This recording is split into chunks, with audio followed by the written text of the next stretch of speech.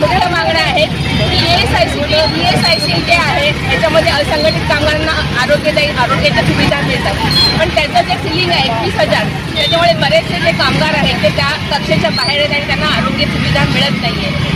त्याच्यानंतर बोनसचे जे विषय आहे, तर बोनसची जी मर्यादा आहे ती आम्हाला वाढून पाहिजे आहे. 21,000चं सिलिंग आहे, ते आम्हाला 42,000चं पाहिजे. पेन्शन जी आहे, आज खूप कर्मचाऱ्यांना फक्त 1,000 पेन्शन मिळते. आजच्या महागाईच्या काळामध्ये 1,000 पेन्शन ही अतिशय तुटपुंजी आहे. तर त्यांच्या औषधं सुद्धा येत नाही. त्यामुळे आमची अशी मागणी आहे की सगळ्यांना 7,500 ही पेन्शन देण्यात यावी. त्यानंतर आपली EPOची जे सिलिंग आहे ते 15,000 पगारावर तुमचे पैसे कापले जातात, त्यामुळे तुम्हाला खूप तुटपुंजी पेन्शन मिळते. त्यामुळे ती पण मर्यादा वाढून 15,000 ते 30,000 करावी अशी आमची मागणी आहे. आमचे बँक कर्मचारी आहेत, ते अख्ख्या देशात काम करत आहेत, पण त्यांना 5 दिवसाचा आठवडा देण्यात यावा ही अशी खूप जुनी आमची मागणी आहे. ती मागणी इथे मान्य होत नाही आहे. आणि आमचे जे आशा कामगार आहेत, अंगणवाडी कामगार आहेत, बांधकाम कामगार आहेत, या सगळ्या कामगारांना जे मानधन मिळते ते कमीच आहे. आणि अंगणवाडीची आमची अशी मागणी आहे की मानधन त्यांचं दुप्पट करून द्यावं आणि त्यांना शासकीय कर्मचारी हा दर्जा देण्यात यावा, ही आमची अंगणवाडी म्हणून मागणी आहे. नवीन कायदे लेबर कोड आलेले आहेत, त्याच्यामध्ये आमचे जे घरेलू कामगार आहेत ते इंडस्ट्रीच्या व्याख्येतून बाहेर गेलेले आहेत आणि त्याच्यामुळे त्यांना कामगार हा दर्जा मिळणार नाही आणि त्यांना त्यामुळे कामगारांना ज्या सुविधा आहेत त्या मिळणार नाही.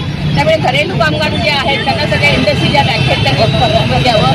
आणि त्याच्यामुळे आमच्या ह्या सगळ्या मागण्या बऱ्याचशा आहेत. त्याच्यानंतर जे आमचे कंत्राटी कामगार आहेत, सध्या तुम्ही बघता की सगळ्या क्षेत्रामध्ये कंत्राटीवर काम चालू आहे, तर आमच्या कंत्राटी कामगारांना खूप कमी तुटपुंज वेतन मिळते. त्यामुळे त्यांच्यासाठी समान काम समान वेतन ही आमची मागणी आहे, ती पण देण्यात यावी.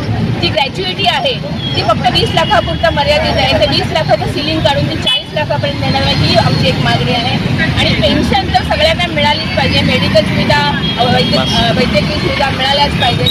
ह्या सगळ्या आमच्या मागण्या आणि सातत्याने आम्ही याचा पाठपुरावा सरकारतर्फे करत आहोत. आणि केंद्र सरकारने आम्हाला आश्वासने दिलेले आहे की जे नवीन लेबर कोड आले त्याच्यामध्ये बऱ्याचशा ज्या तरतुदी ह्या कामगार विरोधी आहेत, त्याच्यामुळे ह्या कामगार विरोधी ज्या तरतुदी ह्या काढून टाकण्यात याव्या अशी आमची मागणी आहे. आणि त्याच्याबद्दल जे काही म्हणजे बदल करावे, सगळ्या लेबर कोडला आमचा विरोध नाही आहे, पण तिथे सामाजिक सुरक्षितता दिली जाते, महिलांना सुरक्षितता दिली जाते, असंघटित कामगारांना सुरक्षितता दिली आहे, त्याला आम्ही मान्यता दिलेली आहे. पण ज्या काही कामगार विरोधी तरतुदी या लेबर कोडमध्ये आहेत त्यांना आमचा विरोध आहे. आणि त्याच्यासाठी आम्ही सरकारकडे संशोधन दिलेलं आहे की बाबा याच्यामध्ये आम्हाला काय बदल हवे, ते बदल जर त्यांनी दिले तर आमच्या लेबर कोडला आमची मान्यता आहे. धन्यवाद.